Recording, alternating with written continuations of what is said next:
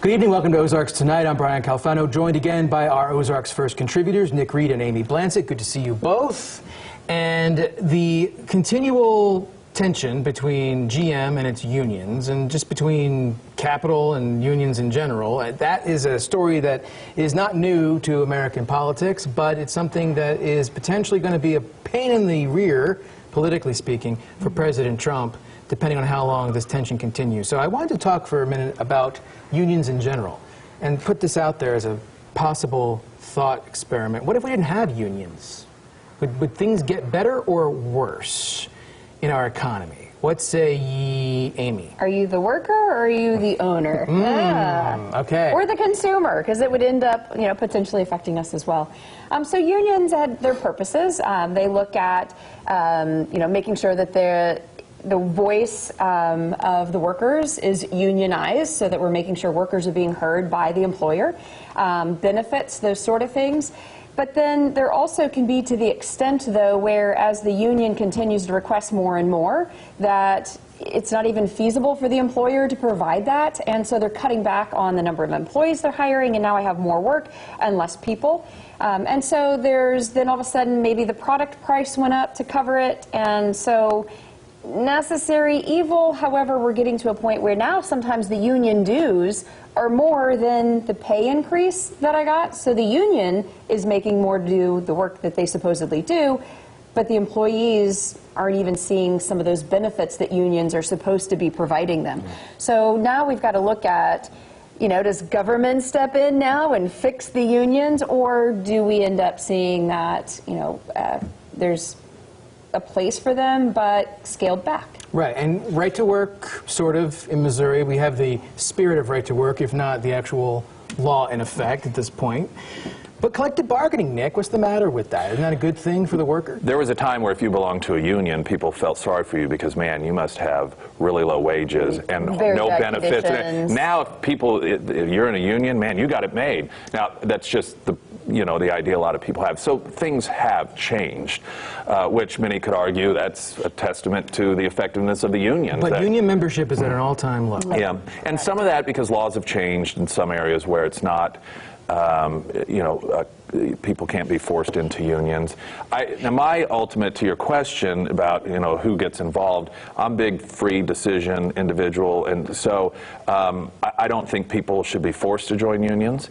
I think if unions want to form, that's great. I think that if a business owner wants to require you to be part of a union because it's just more efficient in their minds to deal with a couple union bosses instead of 1,200 employees, and that's a condition that they set, and people want to freely engage in that, then they should have the right to do that. I think if you have 1,200 employees and they all decide collectively that we're going to bargain and strike and we'll walk off the job, then that's fine. But I also think the business owner can fire them and say that's it. Now, of course, if you've got who ends up with the most power, but that, just let people make those decisions themselves instead of getting the government involved in it. And I think ultimately that's how you're going to end up with the best outcome overall. But I do want to make one other point, if I may, and I think that one of the challenges that unions also have is the marketing to non-union people. There was a period in time where I think unions had sway over non-union workers. Oftentimes, like if unions supported a candidate, that meant a lot.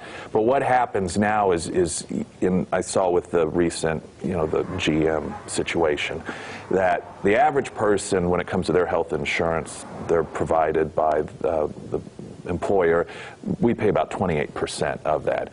Well, GM workers pay 3%, and one of the points of contention is that we need better health insurance. Well, I think non-union people hear that and they're like, hey, what? I really wish I had that problem. You do not have my sympathy. And so I think the public sentiment for some time now has really also shifted, which it doesn't help the unions when it, Hence the decrease in the, interest in it. And when you go back to the idea of free market, and we can unionize, but we're electing not to. I'm just worried. I don't see that the owner of capital is going to wake up every morning and go, God, I wish I could do something really great for my workers today, right? I mean, it's just, there's a natural antipathy between the two. Maybe that's what's changing. Maybe people are caring about their workers. We're not needing to unionize. Well, and listen, Unions are like any other organization. You're going to have some that are good. You're going to have some that are bad. You're going to have some that really honestly think, I'm looking for a great relationship between the workers I represent and the business. We can, in a harmonious way, do this.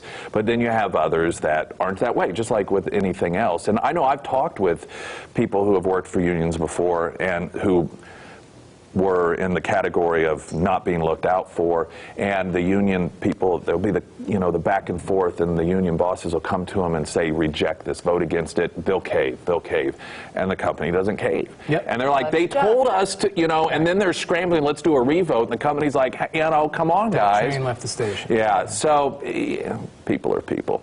Yeah. What's interesting is we're seeing is, you know, the decrease in this and potentially the decrease in the unionization. Even in Springfield, we look at, you know, turnover and that sort, that we're with PenMac and Kelly and all these other organizations, to where we are seeing employers begin to create a separation between them and their employees.